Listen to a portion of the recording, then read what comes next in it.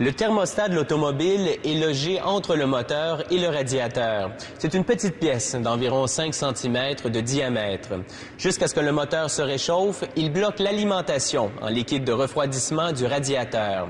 Lorsque le moteur atteint sa température de fonctionnement, soit environ 95 degrés Celsius, le thermostat s'ouvre et laisse circuler le liquide de refroidissement dans le radiateur et le moteur afin d'éviter la surchauffe. L'élément clé du thermostat est la cire. Lorsque le moteur chauffe, la cire fond. Le thermostat s'ouvre et active le système de refroidissement. La cire fond rapidement car elle contient du cuivre, du graphite et de l'aluminium en poudre. Alors que la cire passe de l'état solide à liquide, elle se dilate. La pression pousse une tige qui ouvre le clapet qui permet la circulation du liquide de refroidissement dans le moteur. Après avoir chauffé et mélangé les poudres, les ouvriers versent la cire dans des moules rectangulaires. Il faut environ une demi-heure pour que le mélange refroidisse et se solidifie. À ce moment, les ouvriers extraient les tablettes et les concassent. La cire granulée passe ensuite dans un pilulier du même genre qu'utilisent les compagnies pharmaceutiques. Cet appareil comprime les granules en capsules cylindriques.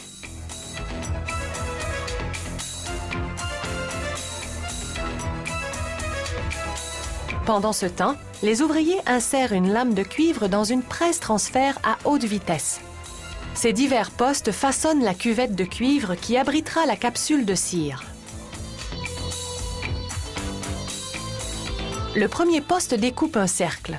Les autres les tirent progressivement pour en faire une cuvette.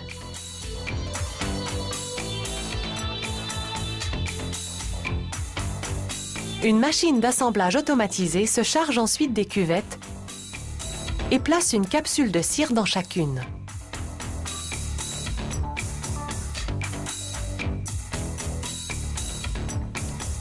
La machine insère un manchon de caoutchouc dans le trou et le couvre d'un couvercle de laiton.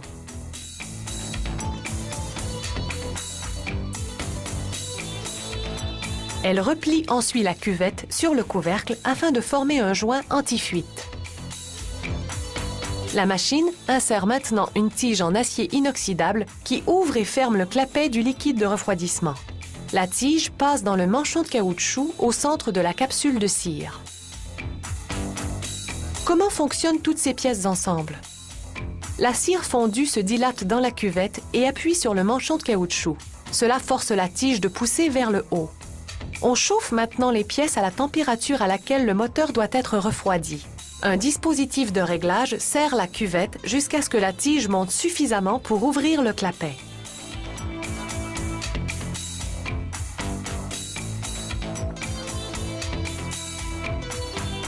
Les composants se retrouvent maintenant dans une machine qui assemble ce clapet. Celui-ci est composé de 2 pièces en acier inoxydable. La machine les place l'une sur l'autre sur l'extrémité rétrécie de la cuvette, puis pousse le clapet sur la cuvette afin de le fixer à l'extrémité évasée.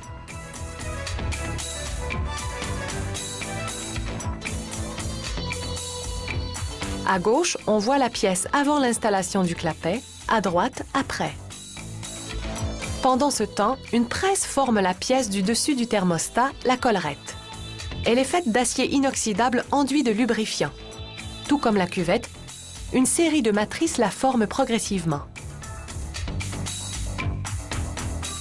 C'est le moment de procéder à l'assemblage final.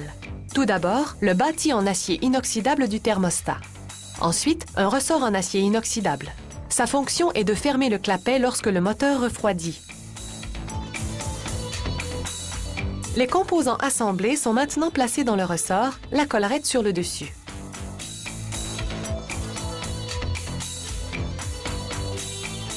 Une rifteuse orbitale aplanit une languette sur un de ses côtés. Elle est ainsi fixée au bâti. L'assembleuse replie maintenant 2 petites languettes contre la tige de poussée pour l'empêcher de sortir du manchon en caoutchouc. Le thermostat est terminé.